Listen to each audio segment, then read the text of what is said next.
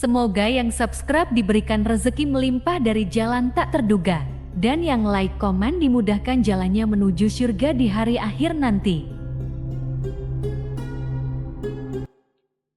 Nabi Sulaiman alaihi salam adalah manusia terkaya sepanjang sejarah kehidupan manusia di muka bumi. Dalam beberapa kitab suci seperti Al-Quran, Alkitab, dan Injil, Nabi Sulaiman alaihi salam dijelaskan sebagai manusia terkaya yang pernah hidup di muka bumi. Tidak ada satupun manusia yang bisa mengalahkan total kekayaannya hingga hari kiamat tiba nanti. Para arkeolog telah menemukan situs peninggalan sejarah Islam yang mengungkap total kekayaan Nabi Sulaiman alaihi salam. Eres bin Yosef, profesor sekaligus peneliti, ia menyatakan bahwa 3000 tahun yang lalu Nabi Sulaiman alaihi salam diperkirakan memiliki kekayaan senilai 2,2 triliun US dollar. Apabila dikonversikan dengan nilai mata uang hari ini, dan jika dirupiahkan, nilainya setara dengan 32.891.870 triliun rupiah. Nabi Sulaiman memiliki beberapa mukjizat, di antaranya adalah dapat berbicara dengan bahasa binatang. Beliau dapat memerintah mereka untuk melakukan sesuatu. Beliau juga dapat mengendalikan besar kecilnya tekanan angin dan dapat mengatur ke arah mana angin akan berhembus. Sehingga dengan itu, Nabi Sulaiman dapat memanfaatkan angin sebagai kendaraannya dan juga kendaraan tentaranya. Nabi Sulaiman juga bisa melunakkan besi dan membentuknya menjadi pakaian perang yang anti tusukan senjata tajam. Nabi Sulaiman juga memimpin para jin. Mereka tunduk dan patuh pada perintah Nabi Sulaiman. Tidak hanya itu, setan dan iblis laknatullah yang merupakan makhluk pembangkang dapat dibuat tunduk bertekuk lutut pada perintah-perintah Nabi Sulaiman. Nabi Sulaiman bisa melakukan teleportasi, yaitu berpindah dari suatu tempat ke tempat yang lain dalam waktu singkat. Peristiwa tersebut dibuktikan dengan pemindahan singgasana Ratu Balqis atas perintah Nabi Sulaiman. Nabi Sulaiman juga dikenal sebagai raja yang adil dan bijaksana. Nabi Sulaiman diberkahi kecerdasan yang luar biasa untuk menyatupadukan segenap kekuatan yang Allah berikan kepadanya. Ia mengelola dan membawa kerajaannya menjadi kekuatan raksasa yang tak terkalahkan di masanya dengan segenap kemampuan yang dimilikinya. Tentara Nabi Sulaiman adalah tentara terkuat di bumi tanpa ada yang menandinginya. Pertanyaan dasar yang muncul kali ini adalah dari mana sumber kekayaan dan kekuatan Nabi Sulaiman alaihi salam? Sebelum saya melanjutkan, mohon bantu channel ini untuk terus berkembang dengan cara subscribe dan nyalakan tanda loncengnya. Berikan komentar yang positif dan berikan like serta share video ini. Semoga semua itu menjadi nilai amal jariah karena telah membantu mensiarkan kisah-kisah Islam pada masyarakat Islam dan dunia. Bismillahirrahmanirrahim.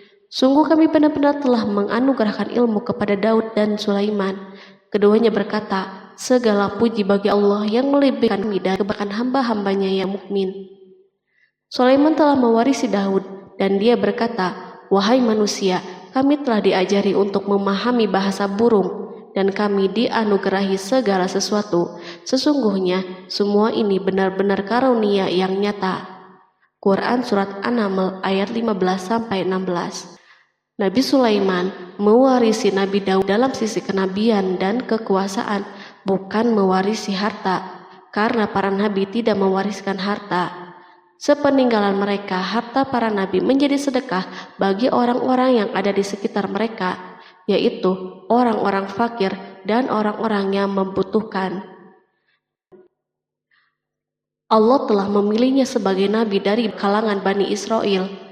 Begitu juga Allah telah memberinya kekuasaan kerajaan sehingga ia menjadi pemimpin Bani Israel. Barangkali sesuatu yang paling penting yang diwarisi oleh Nabi Sulaiman dari Nabi Daud adalah tradisi militer.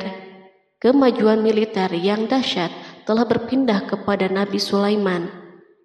Nabi Daud sebenarnya adalah seorang penggembala kambing yang sangat miskin, tapi seiring dengan perjalanan waktu, ia menjadi komandan pasukan yang tiada tanding.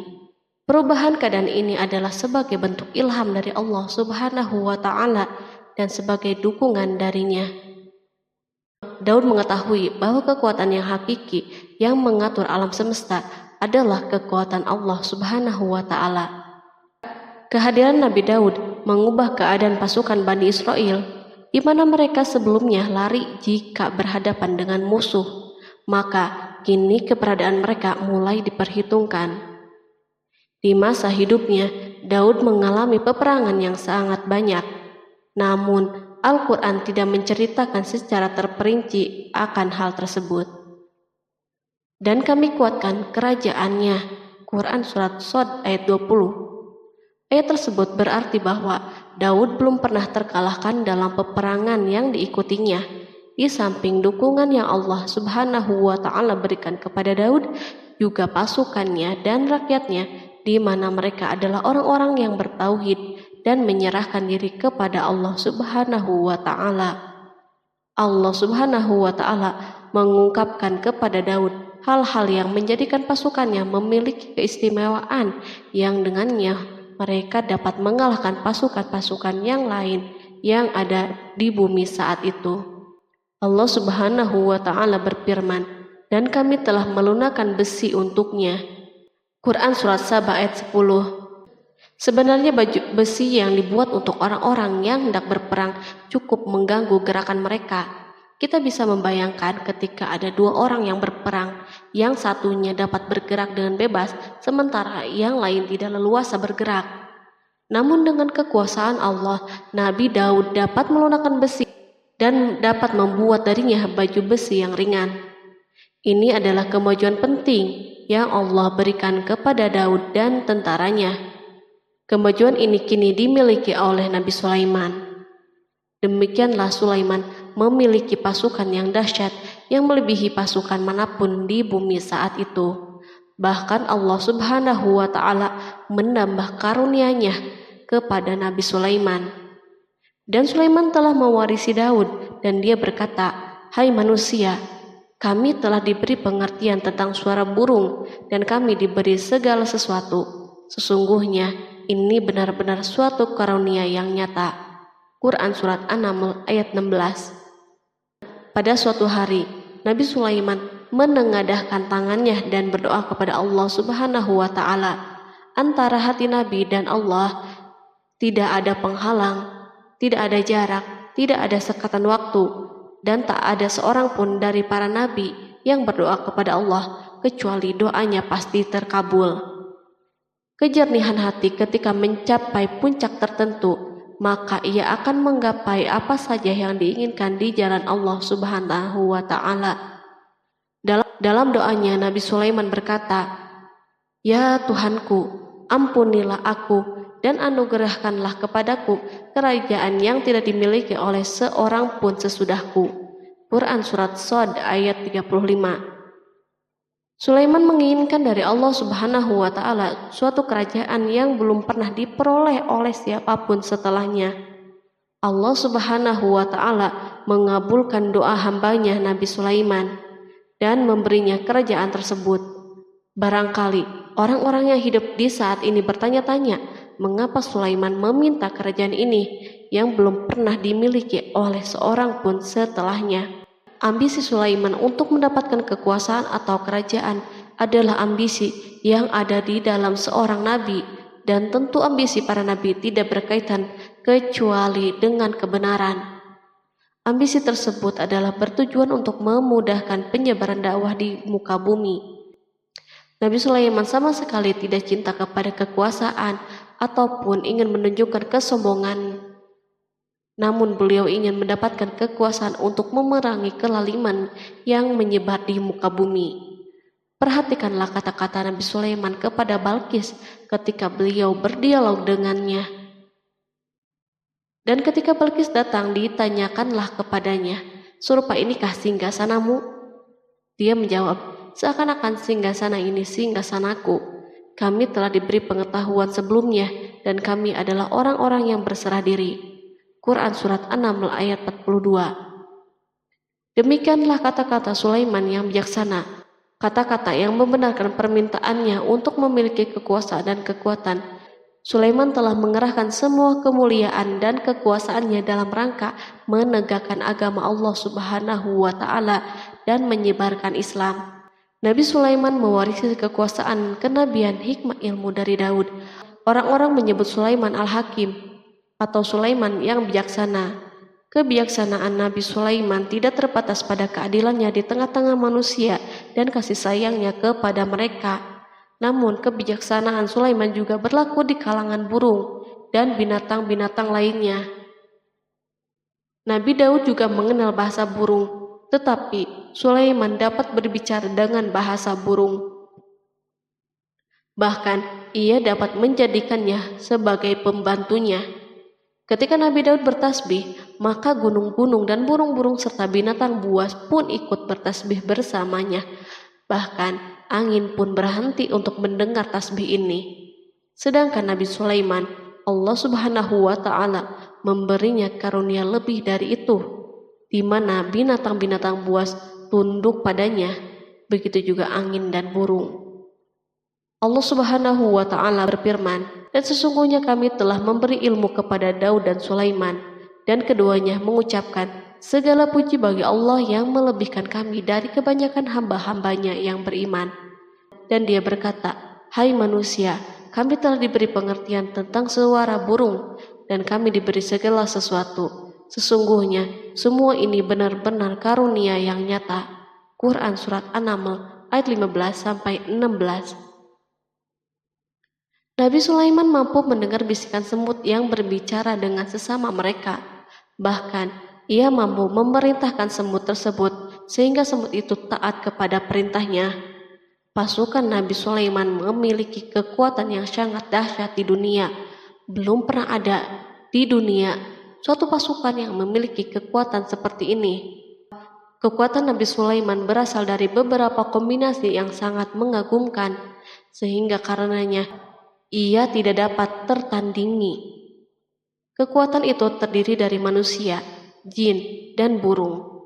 Kita mengetahui bahwa jin adalah makhluk Allah Subhanahu wa Ta'ala dan manusia tidak mampu untuk melihatnya atau menghadirkannya atau meminta pertolongannya. Sedangkan Sulaiman telah diberi Allah Subhanahu wa Ta'ala kemampuan untuk menundukkan jin. Bahkan ia mampu menjadikan mereka sebagai pekerja-pekerja kasar di kerajaannya saat itu, saat tidak ada peperangan. Ketika ada pasukan lain yang mencoba melawan pasukan ini, maka mustahil mereka akan merasakan kemenangan. Bahkan pasukan Sulaiman juga diperkuat oleh pasukan burung. Burung di pasukan Sulaiman memerankan tugas yang sangat penting, yaitu sebagai badan intelijen.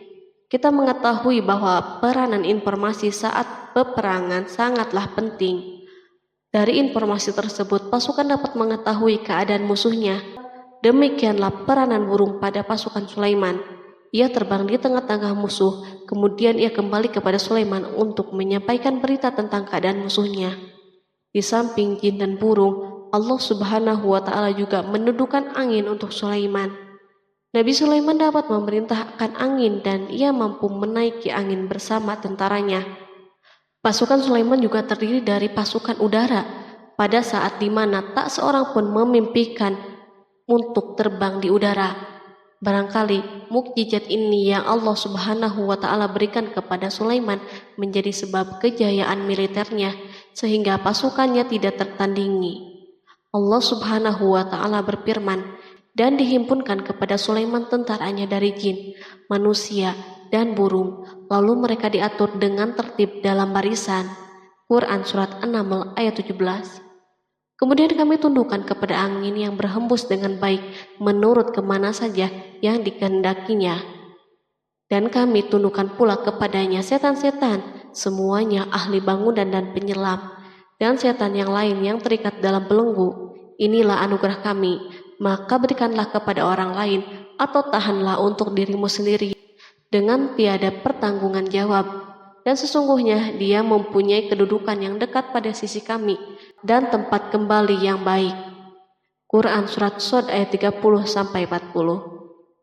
Di samping senjata udara yang Allah Subhanahu wa Ta'ala berikan kepada Sulaiman, Allah Subhanahu wa Ta'ala juga memberikan kemampuan yang tak seorang pun dari para nabi mendapatkannya, yaitu kemampuan untuk memerintah setan. Setan adalah salah satu bagian dari jin. Ia adalah kelompok yang celaka dari bangsa jin. Kelompok ini sebenarnya tidak mampu dikuasai oleh manusia. Bahkan jin soleh pun tidak dapat mengatur mereka. Adapun Sulaiman, Allah Subhanahu wa Ta'ala memberinya kekuasaan untuk menundukkan setan dan mempekerjakannya, bahkan mengikatnya dengan rantai serta menghukumnya jika menentang perintahnya. Setan membangun untuk Sulaiman istana dan patung-patung dan alat-alat perang. Bahkan setan-setan itu menyelam di dasar lautan untuk mengeluarkan permata dan yakut untuk Sulaiman.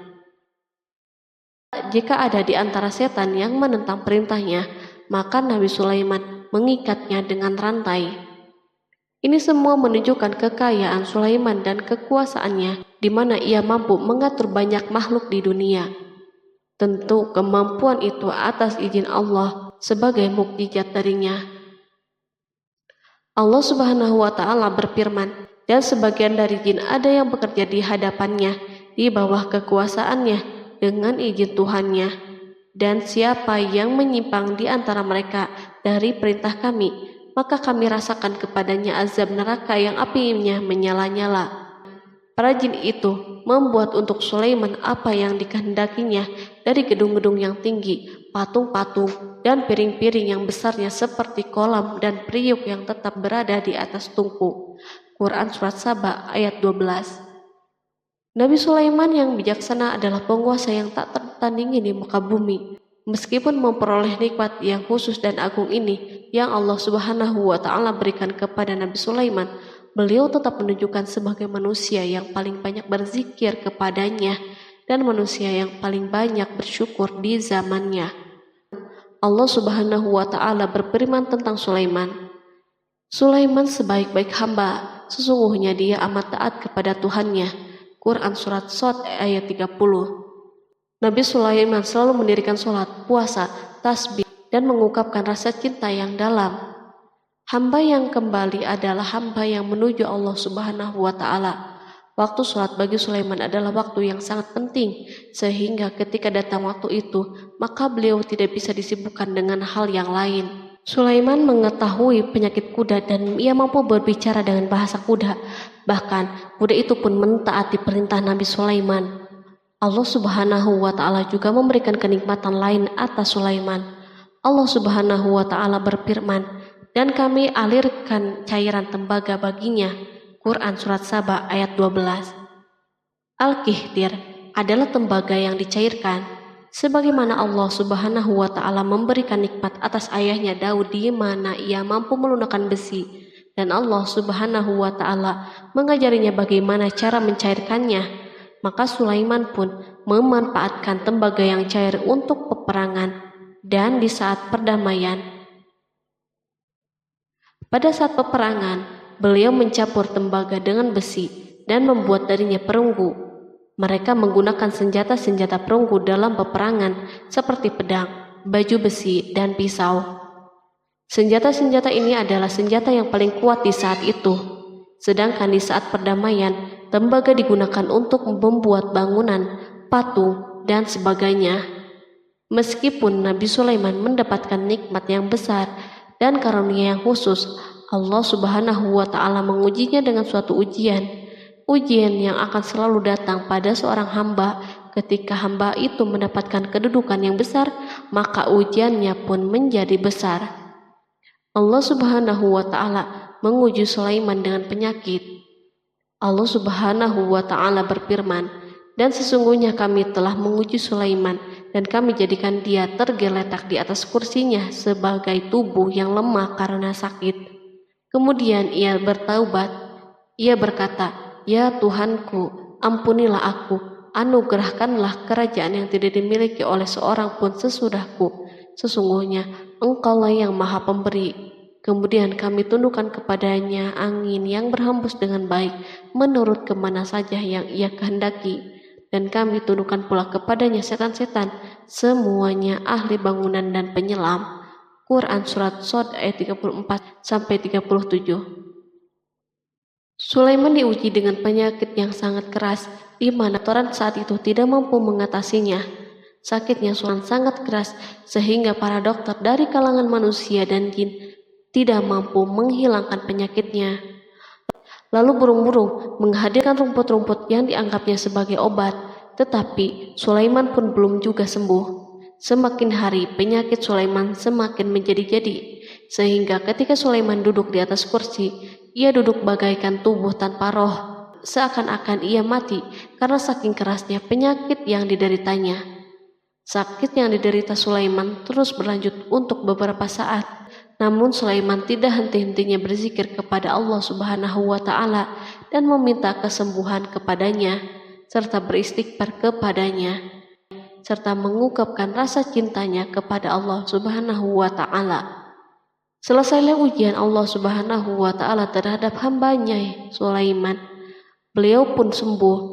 Kini Sulaiman merasakan kembali kesehatannya setelah mengetahui segala kejayaannya dan segala kekuasaannya serta segala kebesarannya tidak lagi mampu menghilangkan penyakit yang dideritanya, kecuali jika Allah Subhanahu wa Ta'ala menghendakinya.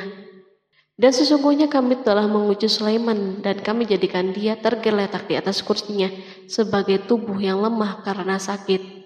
Quran Surat Shad ayat 34. Kata jasad dalam bahasa Arab diungkapkan atas sesuatu yang kehilangan kehidupan atau kesehatan.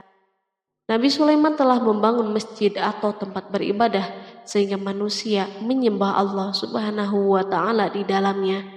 Rumah ini menunjukkan keunggulan seni arsitektur dan seni pahat. Orang-orang yang membangun rumah ini berjumlah puluhan ribu orang.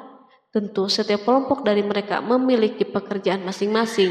Di antara mereka ada yang mencairkan tambang, ada yang menjadi tukang pahat, ada yang membelah batu, ada yang memotong-motong kayu, ada yang mendatangkan rumput-rumput dari Lebanon, dan ada yang melelehkan emas dan menjadikannya lempengan-lempengan yang mengkilat untuk menutupi kayu dan menutupi dinding.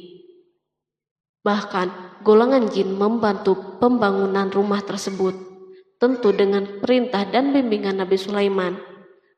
Mereka membuat patung-patung yang besar dan membuat bejana yang besar untuk tempat makanan para tentara dan pekerja, yaitu bejana seperti gunung karena saking beratnya dan besarnya.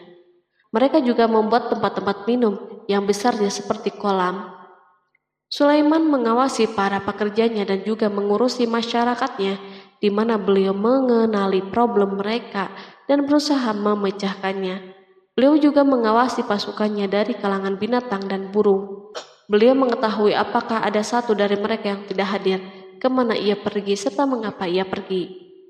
Nabi Sulaiman bukan hanya mengetahui problem tentaranya dari kalangan manusia dan tentaranya dari kalangan burung, namun ia juga menunjukkan kasih sayangnya terhadap semut, di mana beliau mendengar bisikannya dan tidak suka untuk menginjaknya.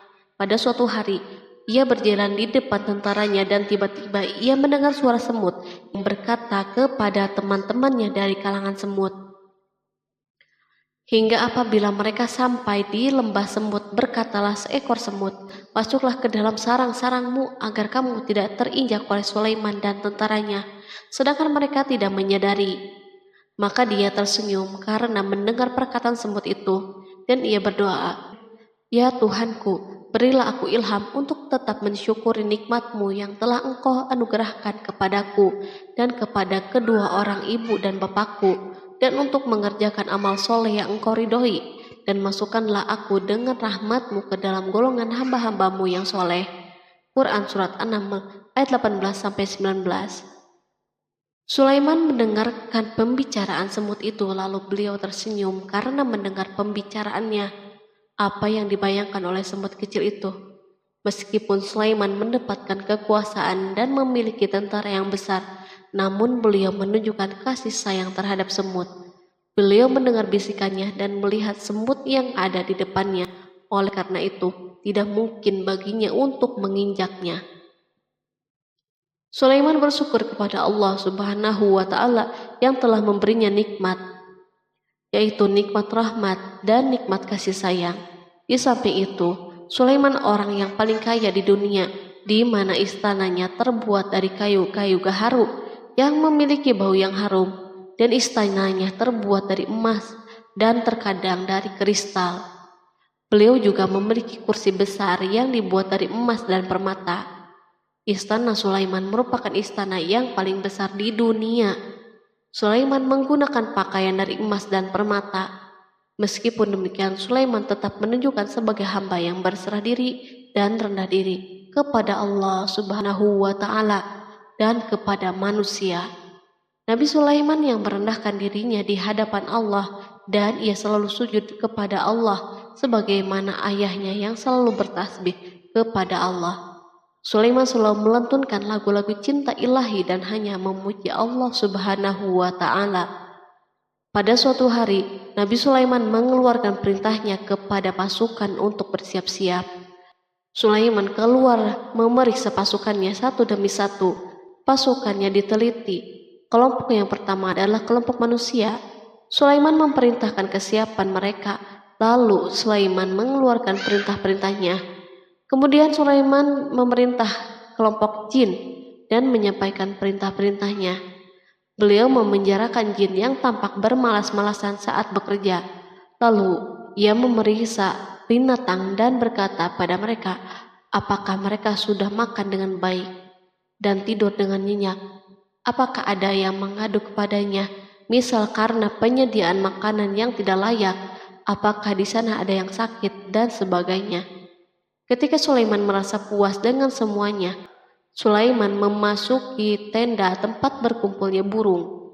Belum lama, Sulaiman memasuki tenda tersebut dan mengamati keadaan di sekitarnya, sehingga ia mengetahui burung yang tidak hadir yaitu hudhud. Dan dia memeriksa burung-burung lalu berkata, mengapa aku lihat hudhud? Quran Surat An-Naml ayat 20. Burung-burung yang lain tampak terdiam sebagai tanda penghormatan dan akan mendengarkan apa yang akan dikatakan pemimpin mereka Sulaiman. Beliau mengarahkan pandangannya kepada semua burung dan tidak menemukan hudhud di antara mereka. Tak seekor burung pun yang mengetahui keberadaannya. Sulaiman mulai menampakkan kemarahannya. Apakah dia termasuk yang tidak hadir? Quran Surat An-Naml ayat 20. Tiba-tiba seekor burung kecil memberanikan diri untuk berkata kepada Sulaiman, wahai Nabi yang mulia, seharusnya hudhud ada bersamaku kemarin untuk melaksanakan tugas penyelidikan. Ia adalah pemimpin misi itu, namun hudhud belum datang. Oleh karena itu, aku tidak pergi bersamanya. Burung itu tampak gemetar ketakutan. Sulaiman mengetahui bahwa hudhud tidak hadir dan tak seorang pun mengetahui kepergiannya. Hudhud pergi tanpa terlebih dahulu meminta izin kepada Sulaiman dan tidak memberitahu di mana keberadaannya. Dalam keadaan marah, Sulaiman berkata, sesungguhnya aku benar-benar akan mengazabnya dengan azab yang keras atau benar-benar menyembelihnya, kecuali ia benar-benar datang kepadaku dengan alasan yang jelas. Quran Surat An-Naml ayat 21. Kawanan burung mengetahui bahwa Sulaiman sedang marah dan telah menetapkan untuk menyembelihnya atau justru memaafkannya dengan syarat ia datang dengan membawa alasan yang dapat menyelamatkannya. Atau dengan kata lain, hudhud dapat memastikan bahwa ia melaksanakan tugas yang penting. Sulaiman menunjukkan kemarahan yang besar sehingga siapapun akan merasa takut ketika melihat Sulaiman marah. Meskipun beliau terkenal dengan kasih sayangnya, namun kemarahannya karena membela kebenaran. Kemudian beliau dapat melaksanakan ancamannya dengan cara yang mudah. Seekor burung tampak gemetar ketakutan melihat kemarahan Sulaiman. Lalu beliau mengeluarkan tangannya ke burung itu dan memegang-megang kepalanya, sehingga burung itu pun merasa tenang dan rasa takutnya hilang. Sulaiman pergi dari tenda burung itu dan menuju istananya. Sulaiman masih memikirkan keadaan hudhud. Seharusnya hudhud menjadi bagian penting dari badan intelijen. Apakah ia pergi untuk menyingkap sesuatu, atau apakah ia pergi hanya untuk bermain-main? Sulaiman telah memperhatikan dan mengetahui bahwa Hudhud adalah seekor burung yang cerdik dan juga fasih berbicara. Terkadang Sulaiman mendapati Hudhud sedang bermain-main dan menunda pekerjaannya. Sulaiman melihatnya dan Hudhud memahami bahwa ini tidak benar, sebab ia tidak boleh mencampur adukan antara waktu serius dan waktu bermain. Akhirnya, tidak lama setelah kepergiannya, Hudhud tiba di tenda burung. Burung-burung yang lain berkata kepadanya, "Pergilah engkau ke tempat tuan kita Sulaiman. Jika ia mengetahui bahwa engkau telah sampai, maka jiwamu benar-benar terancam." Hudhud terbang dan menemui Sulaiman. Pada waktu itu, Sulaiman sedang berdiri dan telah menetapkan untuk memulai pembicaraan dengan. Pada waktu itu, beliau sedang duduk sambil makan. Hudhud berdiri dan telah menetapkan untuk memulai pembicaraan dengan Sulaiman sebelum beliau bertanya kepadanya kemana ia pergi. Ini sebagai bukti bahwa ia melaksanakan tugas penting. Lalu ia berkata, "Aku telah mengetahui sesuatu yang kamu belum mengetahuinya, dan kubawa kepadamu dari negeri Sabah suatu berita penting yang diyakini." Quran Surat An-Naml ayat 22. Aku adalah Hudhud yang miskin, tapi aku mengetahui apa yang tidak engkau ketahui. Dan aku telah datang kepadamu dari kerajaan Sabah dengan membawa berita yang sangat penting. Sulaiman tampak terdiam dan menunggu Hudhud menyelesaikan pembicaraannya. Hudhud mengemukakan perkataan yang sering disampaikan Sulaiman kepada manusia dan burung. Sesungguhnya aku menjumpai seorang wanita yang memerintah mereka, dan dia dianugerahi segala sesuatu, serta mempunyai singgasana yang besar. Aku mendapati dia dan kaumnya menyembah matahari selain Allah, dan setan telah menjadikan mereka memandang indah perbuatan mereka, lalu menghalangi mereka dari jalan Allah, sehingga mereka tidak dapat petunjuk, agar mereka tidak menyembah Allah yang mengeluarkan apa yang terpendam di langit dan di bumi, dan yang mengetahui apa yang kamu sembunyikan dan apa yang kamu nyatakan. Allah tidak Tuhan yang berhak disembah kecuali Dia, Tuhan yang mempunyai arsy yang besar. Quran Surat An-Naml ayat 23-26. Hudhud diam sejenak dan Sulaiman merasa bahwa Hudhud menunjukkan kefasihan lisannya dan berbicara dengan baik kepadanya. Hudhud mengemukakan perkataan yang sering disampaikan Sulaiman kepada manusia dan burung. Jelas sekali bahwa Hudhud mengulangi perkataan pemimpin kita Sulaiman sebagai usaha yang terakhir untuk memperoleh kasih sayang Sulaiman dan agar beliau puas dengan penjelasannya itu. Sulaiman berkata sambil menunjukkan senyum manis di wajahnya, "Akan kami lihat apakah kamu benar ataukah kamu termasuk orang-orang yang berdusta." Quran Surat An-Naml ayat 27. Hudhud ingin mengatakan, "Aku tidak bohong, wahai Nabi yang mulia." Namun, diamnya Sulaiman membuatnya takut, sehingga ia pun terdiam. Sulaiman terdiam karena berpikir, lalu memutuskan sesuatu. Setelah itu, beliau mengangkat kepalanya dan meminta secari kertas dan pena. Sulaiman segera menulis surat singkat dan menyerahkannya kepada Hudhud serta memerintahkannya, "Pergilah dengan membawa suratku ini, lalu jatuhkanlah kepada mereka. Kemudian berpalinglah dari mereka, lalu perhatikanlah apa yang mereka bicarakan." Quran Surat An-Naml ayat 28. Al-Quran langsung menyebut keadaan kerajaan Balqis yang saat itu sedang membaca surat tersebut di depan para pembesar kerajaannya dan para menterinya.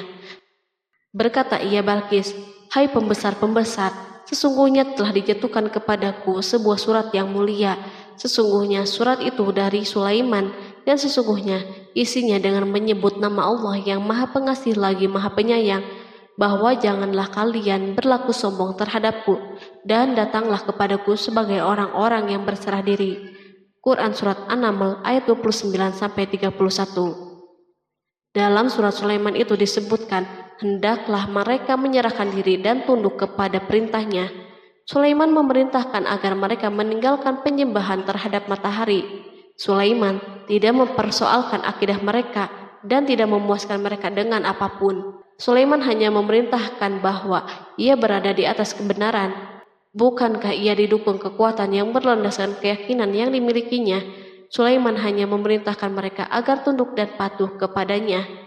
Ratu Saba menyampaikan surat tersebut di tengah-tengah kaumnya. Berkata dia, Balkis, "Hai putra para pembesar, berilah aku pertimbangan dalam urusanku ini. Aku tidak pernah memutuskan sesuatu persoalan sebelum kamu berada di majelisku." Quran Surat An-Naml ayat 32. Sementara itu, reaksi para pembesar istana adalah menentang surat tersebut. Isi surat itu membangkitkan kecongkakan kaum Saba, di mana mereka merasa lebih kuat. Mereka mengetahui bahwa di sana ada orang yang mencoba menantang mereka dan mengisyaratkan peperangan kepada mereka. Lalu ia meminta kepada mereka untuk memenuhi syarat-syaratnya sebelum terjadinya peperangan dan kekalahan.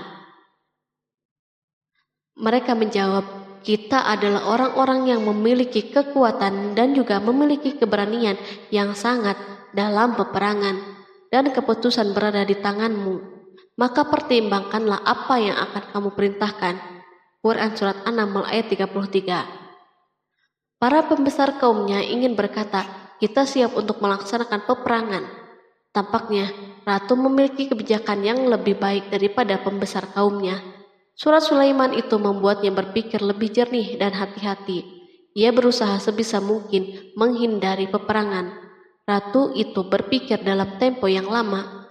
Nama Sulaiman tidak diketahuinya, dan ia pun belum pernah mendengarnya. Oleh karena itu, ratu tidak mengetahui kekuatannya. Boleh jadi Sulaiman memiliki kekuatan yang dahsyat sehingga mampu memerangi kekuasaannya dan mengalahkannya. Kemudian ratu memperhatikan apa yang ada di sekelilingnya. Ia melihat kemajuan masyarakatnya dan kejayaannya. Barangkali ia mengira bahwa Sulaiman iri terhadap kemajuan dan kekayaan ini, sehingga Sulaiman ingin menyerangnya. Setelah mempertimbangkan isi surat Sulaiman dengan cermat, Ratu Saba memilih untuk tidak bersikap ceroboh. Ratu itu lebih suka untuk menggunakan bahasa-bahasa kelembutan. Ia mengirim kepada Sulaiman suatu hadiah yang besar. Ratu mengira bahwa Sulaiman seorang yang ambisius, yang boleh jadi ia telah mendengar tentang kekayaan kerajaannya. Para utusan pergi dengan membawa hadiah dari Ratu Saba. Ratu berharap agar mereka dapat memasuki kerajaan Sulaiman dan akan mengetahui kondisi kerajaannya. Saat mereka pulang, Ratu ingin mendengar secara langsung dari mereka tentang keadaan kaum Sulaiman dan pasukannya. Setelah mendapatkan informasi yang cukup, maka Ratu dapat membuat suatu keputusan yang tepat. Ratu menyembunyikan apa yang terlintas dalam dirinya, lalu ia berbicara kepada pembesar istananya bahwa ia dapat menyingkap niat jahat Raja Sulaiman melalui cara mengirimkan hadiah kepadanya. Ratu lebih memilih cara tersebut dan menunggu reaksi Sulaiman. Ratu berhasil memuaskan para pembesar istananya dan untuk sementara menghilangkan ide untuk berperang. Karena para raja jika menyerang suatu desa, maka pemimpin desa tersebut adalah orang yang paling banyak mendapatkan kehinaan dan cercaan. Akhirnya para pembesar kaumnya merasa puas dengan pikirannya itu. Allah Subhanahu wa Ta'ala berfirman, Dia berkata, "Sesungguhnya raja-raja apabila memasuki suatu negeri, niscaya mereka membinasakannya dan menjadikan penduduknya yang mulia menjadi hina, dan demikian pula lah yang akan mereka perbuat. Dan sesungguhnya aku akan mengirim utusan kepada mereka dengan membawa hadiah, dan aku akan menunggu apa yang akan dibawa kembali oleh utusan-utusan itu." Quran Surat An-Naml ayat 34-35. Kemudian sampailah hadiah Ratu Balkis kepada Nabi Sulaiman. Para badan intelijennya memberitahunya bahwa para utusan Balkis datang dengan membawa hadiah. Sulaiman langsung mengetahui bahwa ratu itu sengaja mengirim orang-orangnya untuk mengetahui atau mendapatkan informasi tentang kekuatannya. Lalu setelah itu, ia mengambil keputusan atau sikapnya kepada Sulaiman. Sulaiman segera memanggil semua pasukannya untuk berkumpul. Utusan Balkis segera memasuki istana Sulaiman yang dipenuhi dengan pasukan besar yang bersenjata. Tiba-tiba, utusan Balkis tampak tercengang ketika melihat kekayaan mereka dan harta mereka yang tidak ada apa-apanya dibandingkan dengan kerajaan Sulaiman. Hadiah mereka tampak tidak berarti. Emas yang mereka bawa tampak tidak berarti saat mereka memasuki istana Sulaiman yang terbuat dari kayu-kayu pohon gaharu yang mengeluarkan bau yang harum serta dihiasi dengan emas. Para utusan Balkis berdiri bersama Sulaiman dan menyaksikan bagaimana Sulaiman mengendalikan pasukannya. Kemudian mereka mulai berpikir tentang kekuatan dan kualitas pasukan Sulaiman.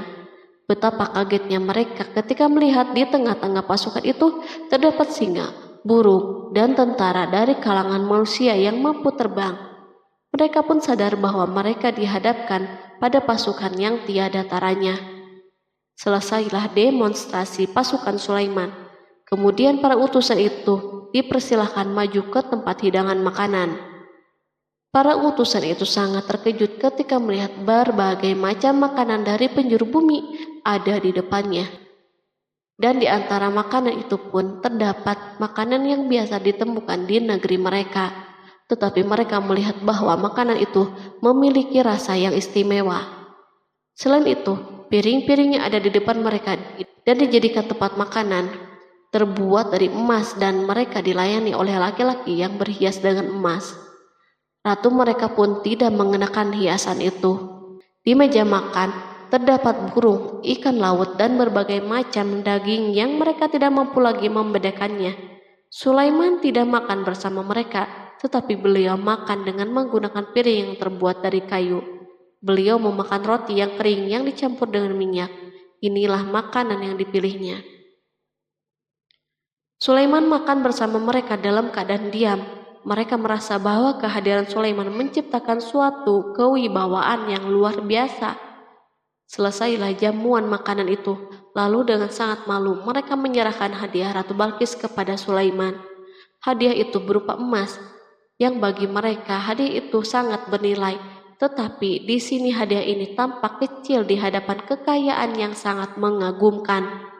Sulaiman memperhatikan hadiah ratu itu dan berkata, maka tatkala utusan itu sampai kepada Sulaiman, Sulaiman berkata, apakah patut kamu menolong aku dengan harta? Maka apa yang diberikan Allah kepadaku lebih baik daripada apa yang diberikannya kepadamu. Tetapi kamu merasa bangga dengan hadiahmu. Quran Surat An-Naml ayat 36. Raja Sulaiman menyingkap dengan kata-katanya yang singkat itu penolakannya terhadap hadiah mereka. Ia memberitahu utusan itu bahwa ia tidak menerima hadiah tersebut. Ia tidak merasa puas dengan hadiah itu. Yang membuatnya puas hanya, janganlah kalian berlaku sombong terhadapku dan datanglah kepadaku sebagai orang-orang yang berserah diri. Lalu Sulaiman kembali berkata dengan pelan, kembalilah kepada mereka. Sesungguhnya kami akan mendatangi mereka dengan bala tentara yang mereka tidak kuasa melawannya. Dan pasti kami akan mengusir mereka dari negeri itu Saba dengan terhina dan mereka menjadi tawanan-tawanan yang hina. Quran Surat An-Naml ayat 37. Sulaiman meninggalkan para utusan ratu itu setelah terlebih dahulu mengancam mereka. Para utusan itu mengharap agar Sulaiman mau menunggu kunjungan dari Ratu Balkis yang akan membawa misi perdamaian. Akhirnya sampailah para utusan Balkis ke negeri Saba. Mereka segera menuju istana ratu. Mereka memberitahu bahwa negeri mereka ada di ujung tanduk. Mereka menceritakan kepada ratu kekuatan Sulaiman dan tidak mungkin bagi mereka mampu melawannya. Mereka meyakinkan Balkis bahwa ia harus mengunjunginya dan melihat sendiri. Kemudian ratu menyiapkan dirinya untuk pergi menuju kerajaan Sulaiman. Sulaiman duduk di kursi kerajaan di tengah-tengah para pembesarnya dan para menterinya, serta para komandan pasukan. Sulaiman mengetahui bahwa Balkis menuju tempatnya. Balkis dikelilingi rasa takut. Sulaiman berpikir sejenak tentang bagaimana matahari disembah. Ia memikirkan bagaimana informasi yang diterima badan intelijennya tentang kemajuan kerajaan Balkis dalam bidang kesenian dan ilmu pengetahuan. Sulaiman bertanya kepada dirinya sendiri, apakah kemajuan menjadi penghalang untuk mengetahui kebenaran? Apakah ratu itu gembira dengan kekuatan yang dicapainya? Dan ia membayangkan bahwa kekuatan adalah segalanya. Dengan kemajuan yang dimilikinya, Sulaiman ingin membuat kejutan agar ratu mengetahui bahwa Islam yang diyakini oleh Sulaiman adalah satu-satunya yang mampu mendatangkan kemajuan dan kekuatan yang hakiki. sehingga ia dapat membandingkan antara keyakinannya dalam menyembah matahari beserta kemajuan yang dicapainya dan keyakinan Sulaiman juga beserta kemajuan yang diraihnya. Para intelijen Sulaiman telah memberitahunya bahwa hal yang sangat disegani dan dikagumi oleh kaum Balkis adalah singgasana Ratu Balkis. Singgasana itu terbuat dari emas dan batu mulia. Singgasana tersebut dijaga oleh para penjaga yang sangat disiplin, di mana mereka tidak pernah lalai sedikit pun. Oleh karena itu, sangat tepat bila Sulaiman menghadirkan singgasananya di sini, di kerajaannya, sehingga ketika ratu tiba, maka ia dapat duduk di atasnya. Sulaiman ingin membuat kejutan kepadanya dan menunjukkan bahwa kemampuannya tersebut yang berlandaskan pada keislamannya. Sulaiman melakukan yang demikian itu dengan harapan agar si ratu tunduk kepadanya. Ide ini terlintas dalam diri Sulaiman, lalu ia mengangkat kepalanya dan menoleh kepada anak buahnya. Berkatalah Sulaiman, "Hai para pembesar, siapakah di antara kamu sekalian yang sanggup membawa singgasananya kepadaku sebelum mereka datang kepadaku sebagai orang-orang yang berserah diri?" Quran Surat An-Naml ayat 38. Perhatikanlah ungkapan pikiran Nabi Sulaiman tersebut. Semua pemikirannya berkisar tentang keislaman para penyembah matahari, tentang bagaimana beliau dapat memberikan petunjuk kepada mereka di jalan Allah. Yang pertama menjawab pertanyaan Sulaiman itu adalah Ifrit dari kalangan jin, yang Allah Subhanahu wa Ta'ala telah menundukkan mereka kepada Sulaiman. Berkatalah Ifrit yang cerdik dari golongan jin, "Aku akan datang kepadamu dengan membawa singgasana itu sebelum kamu berdiri dari tempat dudukmu. Sesungguhnya aku benar-benar kuat untuk membawanya lagi dapat dipercaya." Quran Surat An-Naml ayat 39. Sulaiman berdiri dari tempat duduknya setelah 1 atau 2 jam. Namun jin itu berjanji kepadanya untuk menghadirkan singgasana Balkis sebelum itu. Istana Sulaiman berada di Palestina, sedangkan istana Balkis terletak di Yaman. Jarak antara singgasana tersebut dan singgasana Sulaiman lebih dari ribuan mil. Barangkali pesawat yang cepat sekalipun yang kita kenal hari ini tidak akan mampu membawa dan mendatangkan istana itu dalam waktu 1 jam. Tetapi masalahnya di sini berhubung dengan kekuatan jin yang misterius. Sulaiman tidak mengomentari sedikit pun terhadap apa yang dikatakan oleh Ifrit dari kalangan jin. Tampak ia menunggu tanggapan lain yang mampu menghadirkan singgasana Balkis yang lebih cepat dari itu. Sulaiman menoleh kepada seorang yang di sana yang duduk di atas naungan. Berkatalah seseorang yang mempunyai ilmu dari Alkitab, "Aku akan membawa singgasana itu kepadamu sebelum matamu berkedip." Maka tatkala Sulaiman melihat singgasana itu terletak di hadapannya, ia pun berkata, "Ini termasuk karunia Tuhanku untuk menguji aku, apakah aku bersyukur atau mengingkari akan nikmatnya. Dan barang siapa yang bersyukur, maka sesungguhnya dia bersyukur untuk kebaikan dirinya sendiri. Dan barang siapa yang ingkar, maka sesungguhnya Tuhanku maha kaya lagi maha mulia." Quran Surat An-Naml ayat 40. Belum lama, seorang yang mempunyai ilmu dari Alkitab menyatakan kalimatnya, sehingga singgasana itu berada di depan Sulaiman.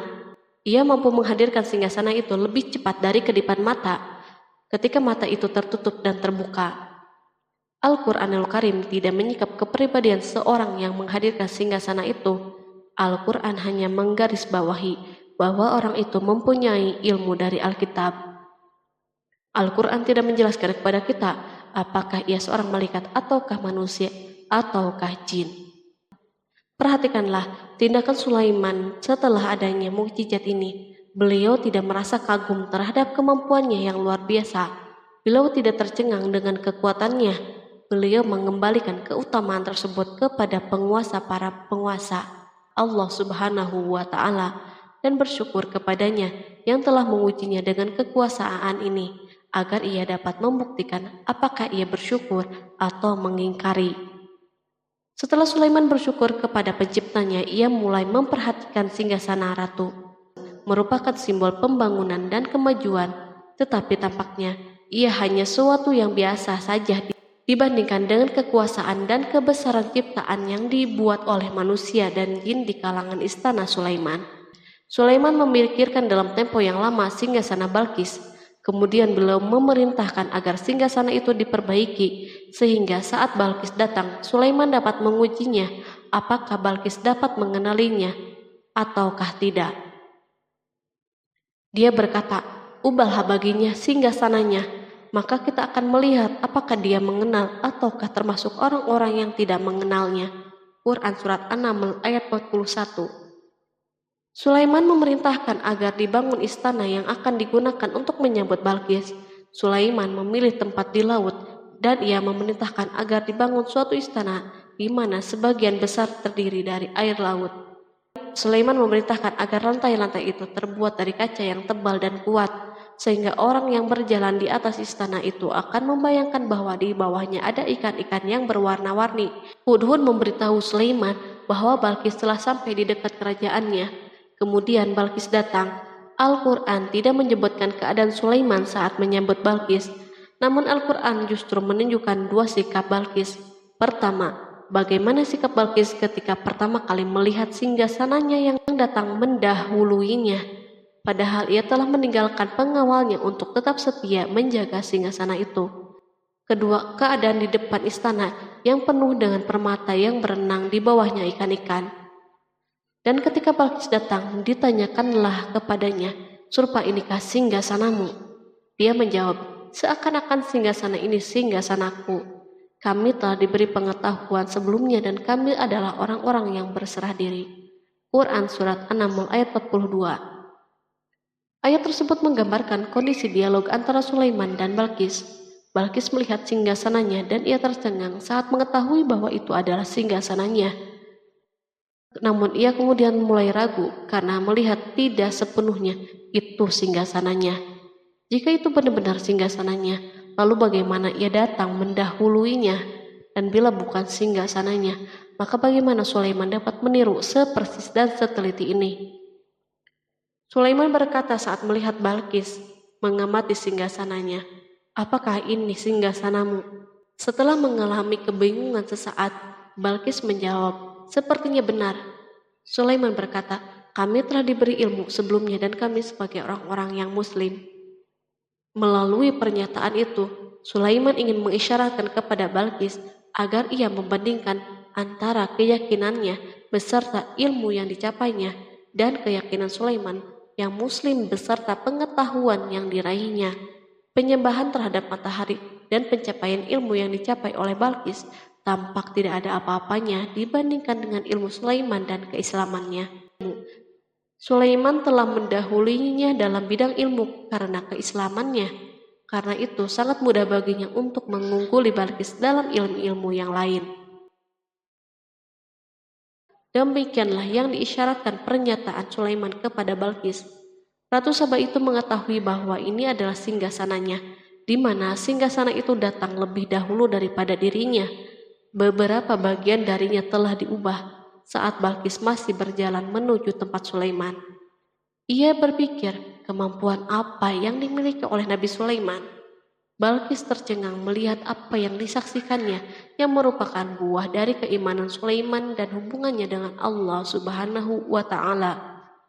Sebagaimana Balkis tercengang ketika melihat kemajuan dalam bidang pembangunan seni dan ilmu, maka ia lebih kagum lagi saat melihat hubungan yang kuat antara keislaman Sulaiman dan ilmu serta kemajuannya. Dan apa yang disembahnya selama ini selain Allah mencegahnya untuk melahirkan keislamannya, karena sesungguhnya dia terdahulu termasuk orang-orang yang kafir. Bergoncanglah dalam benak Balkis ribuan hal. Ia melihat keyakinan kaumnya runtuh di hadapan Sulaiman. Ia menyadari matahari yang disembahnya merupakan ciptaan Allah Subhanahu wa Ta'ala, di mana dia menggerakkannya untuk hamba-hambanya. Lalu terbitlah matahari kebenaran pada dirinya. Hatinya diterangi oleh cahaya baru yang tidak akan tenggelam seperti tenggelamnya matahari. Masa keislamannya hanya menunggu waktu. Balkis memilih waktu yang tepat untuk mengumumkan keislamannya. Allah Subhanahu wa Ta'ala berfirman, dikatakan kepadanya, "Masuklah ke dalam istana."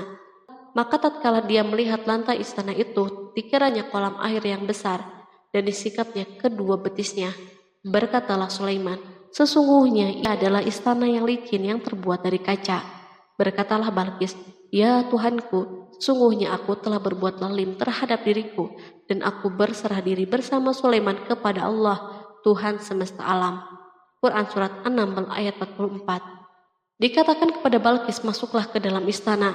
Ketika ia masuk, maka ia tidak menyaksikan adanya kaca, tetapi ia melihat air, sehingga ia mengira akan bersinggungan dengan air laut. Lalu ia menyingkap sedikit bajunya agar bajunya tidak basah. Sulaiman mengingatkannya tanpa melihat agar tidak khawatir terhadap pakaiannya, karena pakaiannya tidak akan basah sebab di sana tidak ada air. Ia sekedar kaca yang halus yang saking halusnya hingga tidak tampak. Pada kesempatan itulah Balqis mengumumkan keislamannya. Ia mengakui kelaliman dirinya dan ia menyatakan penyerahan diri kepada Sulaiman dan kepada Allah Subhanahu wa Ta'ala. Lalu kaumnya pun mengikutinya dan mereka memeluk Islam. Balqis menyadari ia berhadapan dengan penguasa yang terbesar di bumi dan salah satu nabi yang mulia. Untuk pertama kalinya wajah Sulaiman dihiasi dengan senyuman yang menunjukkan kepuasannya sejak Balqis mengunjunginya. Demikianlah Sulaiman mewujudkan kejayaannya yang hakiki dan menyebarkan cahaya Islam di muka bumi. Al-Quran tidak menyebutkan kisah Balqis setelah keislamannya. Para ahli tafsir mengatakan bahwa ia menikah dengan Sulaiman. Selain itu, ada yang mengatakan bahwa ia menikah dengan salah satu orang dekat Sulaiman. Ada juga yang mengatakan bahwa sebagian Raja Habasyah adalah keturunan dari buah perkawinan ini. Sulaiman hidup di tengah-tengah kejayaan dan kemuliaan di muka bumi. Kemudian Allah Subhanahu wa Ta'ala menetapkan kematian baginya. Sebagaimana kehidupan Sulaiman yang berada di puncak kemuliaan dan kejayaan yang penuh dengan keajaiban yang luar biasa, maka kematiannya pun merupakan tanda-tanda kebesaran Allah Subhanahu wa Ta'ala yang penuh dengan keajaiban. Demikianlah bahwa kematiannya sesuai dengan kehidupannya, sesuai dengan kejayaannya. Allah Subhanahu wa Ta'ala berfirman tentang kematian Sulaiman. Maka tatkala kami telah menetapkan kematian Sulaiman, tidak ada yang menunjukkan kepada mereka kematiannya itu kecuali rayap yang memakan tongkatnya.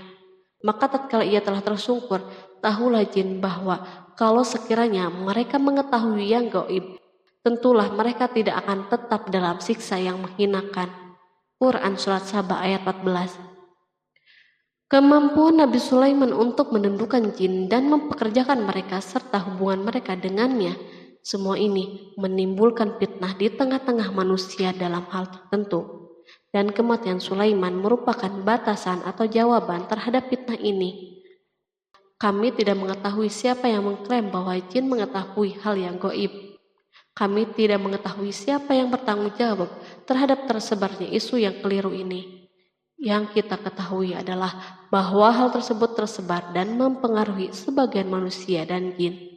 Barangkali manusia berkata kepada diri mereka, selama jin melakukan perbuatan yang luar biasa ini, maka apa gerangan yang menjadikan mereka tidak mengetahui hal-hal yang gaib itu? Manusia lupa bahwa kunci kegaiban berada di tangan Allah Subhanahu wa Ta'ala. Masalah ilmu gaib tidak akan mampu dikuasai oleh jin, manusia, ataupun para nabi dan semua makhluk. Hanya Dia yang mengetahuinya. Allah Subhanahu wa Ta'ala merencanakan bahwa kematian Sulaiman pun bertujuan untuk menghancurkan pemikiran ini, yaitu pemikiran bahwa jin mengetahui hal yang gaib. Jin bekerja untuk Nabi Sulaiman selama beliau hidup, dan tatkala beliau meninggal, maka tugas mereka menjadi bebas. Nabi Sulaiman meninggal tanpa diketahui oleh jin, sehingga mereka tetap bekerja untuknya. Mereka tetap kepada Sulaiman. Seandainya mereka mengetahui hal yang gaib, niscaya mereka tidak akan meneruskan pekerjaan mereka. Pada suatu hari Sulaiman memasuki mihrabnya untuk itikaf, ibadah dan sholat. Tak seorang pun berani mengganggu khalwat di mihrabnya. Mihrab Sulaiman terletak di puncak gunung dan dindingnya terbuat dari permata. Pada suatu hari, Sulaiman duduk bersandar pada tongkatnya dan ia tampak tenggelam dalam tafakur.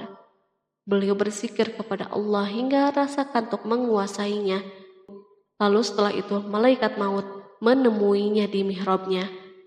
Sulaiman pun meninggal. Beliau bersandar kepada tongkatnya. Jin melihatnya dan mengira bahwa beliau sedang sholat. sehingga mereka pun tetap melanjutkan pekerjaannya. Berlalulah hari yang panjang, kemudian datanglah rayap, yaitu semut kecil yang memakan kayu. Hewan itu pun mulai memakan tongkat Sulaiman. Rayap-rayap itu tampak lapar. Sebagian dari tongkat Sulaiman dimakan beberapa hari oleh rayap itu. Ketika yang dimakannya semakin bertambah, maka tongkat itu pun menjadi rusak dan jatuh dari tangan Sulaiman. Tubuh mulia itu kehilangan keseimbangan dan rampas di bumi. Tatkala tubuh suci itu tersungkur, maka manusia segera menuju ke sana. Mereka menyadari dan mengetahui bahwa Nabi Sulaiman telah meninggal dalam waktu yang sangat lama. Jin menyadari bahwa mereka tidak mengetahui hal-hal yang gaib, dan manusia pun mengetahui hakikat ini. Seandainya jin mengetahui hal yang gaib, niscaya tidak akan meneruskan siksa yang hina. Mereka tidak akan bekerja. Demikianlah Nabi Sulaiman meninggal dalam keadaan duduk dan sholat di mihrabnya. Lalu berita itu tersebar bagaikan api di bumi. Manusia, burung dan binatang buas mengantarkan jenazah Nabi Sulaiman. Sekawanan burung tampak sedih dan menangis. Semua makhluk bersedih. Akhirnya, tak seorang pun mengetahui bahasa burung di bumi. Meninggallah seorang yang memahami pembicaraan burung. Burung-burung itu berkata, "Betapa beratnya kehidupan di tengah-tengah orang yang tidak mengetahui pembicaraan kita." Terdapat sejumlah versi perihal riwayat tentang kisah wafat Nabi Sulaiman alaihi salam. Salah satunya hadis yang diriwayatkan oleh Al-Hafiz Ibnu Asakir dalam tafsir Ibnu Katsir.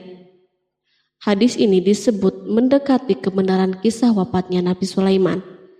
Seperti yang dikutip dari buku Kisah Para Nabi oleh Imam Ibnu Katsir, menurutnya Nabi Sulaiman alaihi salam meninggal dalam keadaan berdiri. Berdirinya beliau ini adalah sedang melakukan sholat dan bersandar pada tongkatnya. Diketahui Nabi Sulaiman dikenal terbiasa menyendiri di dalam Masjid Baitul Maqdis. Durasinya bahkan dalam kurun waktu yang tidak biasa, yakni bisa hingga 1 atau 2 bulan, hingga 1 atau 2 tahun. Untuk sajian makanan dan minumannya selalu dibawakan oleh para setan yang masih tergabung dalam salah satu jenis jin. Hingga suatu ketika mereka membawakan makanan dan minuman seperti biasa, namun tidak mengetahui bahwa Nabi Sulaiman telah wafat. Pada hari wafatnya, Nabi Sulaiman mendatangi sebuah pohon yang tumbuh di Baitul Maqdis. Atas izin Allah, Nabi Sulaiman pun berbincang dengan pohon tersebut dan menanyakan nama serta fungsi dari dirinya. Pohon ini bernama Kharubah. Nabi Sulaiman pun bertanya padanya, "Apakah kegunaanmu?" Pohon Kharubah ini pun menjawab, "Aku tumbuh untuk meruntuhkan masjid ini." Lalu Nabi Sulaiman pun berkata, "Allah tidak mungkin meruntuhkan masjid ini selama aku masih hidup. Itu artinya kamu tumbuh untuk mengabarkan kematianku." Lalu Nabi Sulaiman pun mencabut pohon tersebut dan menanamnya di dinding miliknya. Setelah itu, Nabi Sulaiman masuk ke dalam mihrab dan melakukan sholat dengan bersandar pada tongkatnya. Sejumlah sumber juga mengatakan tongkat tersebut berasal dari pohon Kharubah yang sempat dicabutnya sebelumnya. Kemudian Nabi Sulaiman pun menemui ajalnya hingga tidak diketahui oleh setan yang bekerja untuknya sekalipun. Kisah ini diceritakan dalam firman Allah melalui surat Saba ayat 14. Kalangan jin dan setan pun mulai mengetahui kabar kematian Nabi Sulaiman setelah rayap memakan tongkat sebagai penopangnya hingga rapuh. Nabi Sulaiman meninggal berdiri dan bersandar pada tongkatnya. Matanya dalam keadaan terbuka dan fisiknya tidak berubah bentuk. Bahkan tidak ada bau yang muncul dari jenazah tersebut. Ternyata peristiwa wafat ini merupakan jawaban dari doa Nabi Sulaiman alaihi salam sendiri. Ia pernah memohon pada Allah Subhanahu wa Ta'ala agar kematiannya dapat dijadikan pembelajaran bagi umat manusia, bahwa para jin sekalipun tidak mengetahui hal yang gaib. Bahkan mereka pun tidak mengetahui kapan mereka akan menemui ajal dan mendapatkan rezeki.